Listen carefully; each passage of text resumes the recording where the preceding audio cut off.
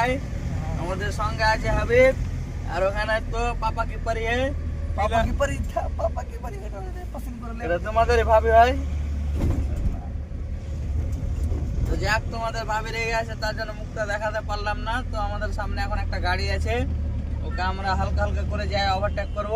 Decoration কত সুন্দর করেছে রোডের উপরে, আপনারা কমেন্টে জানাবেন। আর গাড়িটা দেখতে পাচ্ছেন যেটা আছে আমাদের সামনেটা ইউপি নম্বরের গাড়ি।